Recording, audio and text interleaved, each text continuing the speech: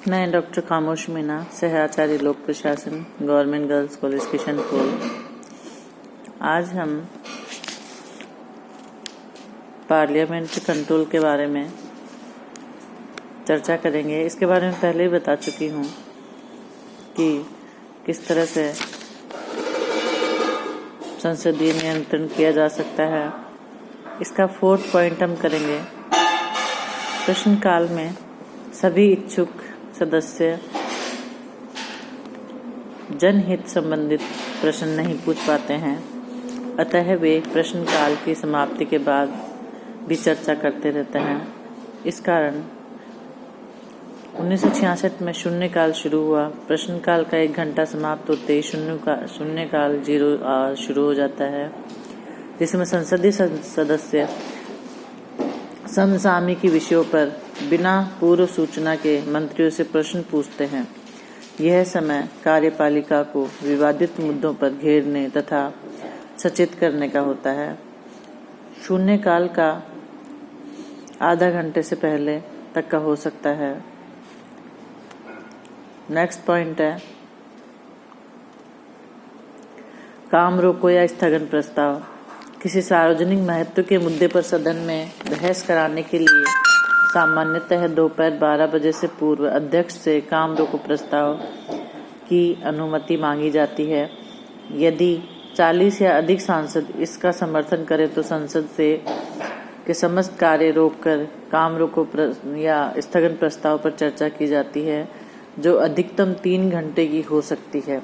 इस प्रस्ताव के लिए शर्त यह है कि मुद्दा विशिष्ट, महत्वपूर्ण तथा तात्कालिक हो, तथ्यों पर आधारित हो, सार्वजनिक महत्व का हो, न्यायालय में विचाराधीन न हो, सरकार के प्रशासनिक दायित्वों से संबंधित हो तथा ऐसा न हो कि सदन में पूर्व में उस पर चर्चा हो चुकी हो। चर्चा के पश्चात इस प्रस्ताव पर मतदान करवाया जाता है, जो बहुमत से पारित होने पर सरकार को संकट में डाल सकता है। वस्तु स्थिति यह है कि काम रोको प्रस्ताव के अधिकांश प्रकरण निष्क्रिय हो जाते हैं। तीसरी लोकसभा में 776 प्रस्तावों में से केवल 7 पर ही आगे कार्रवाई हो सकी थी। नेक्स्ट पॉइंट है 2 घंटे की बहस। किसी विशिष्ट महत्व के प्रश्न पर 2 घंटे तक सदन में होने वाली बहस में महत्वपूर्ण भूमिका निभाती है, जिसके द्वारा सरकार एवं विपक्षी दलों का रवैया स्पष्टतः सामने आता है।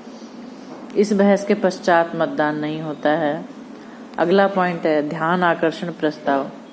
किसी गंभीर तथा तात्कालिक महत्व के प्रश्न पर कोई संसद सदस्य ध्यान आकर्षण प्रस्ताव ला सकता है, जिसे अध्यक्ष अनुमति देने या न देने के लिए स्वतंत्र होता है। इस प्रस्ताव में संबंधित मंत्री से स्पष्टीकरण मांगा जाता है, जिसका वह तुरंत या कुछ समय पश्चात स्पष्टीकरण देता है।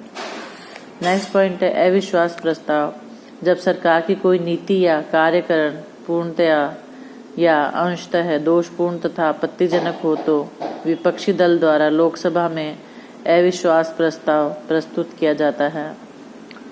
अविश्वास प्रस्ताव पर चर्चा के पश्चात मतदान होता है। यदि विपक्षी दलों की जीत होती है तो सरकार को तुरंत त्याग पत्र देना पड़ता है।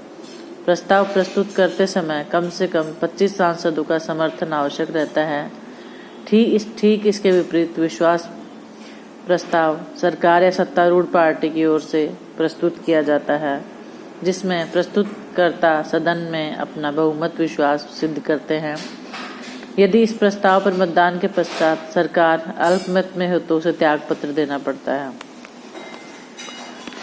संसद में प्रस्तुत होने वाले प्रत्येक विधेयक को पारित करने से पूर्व उस पर कई बार वाचन एवं बहस होती है।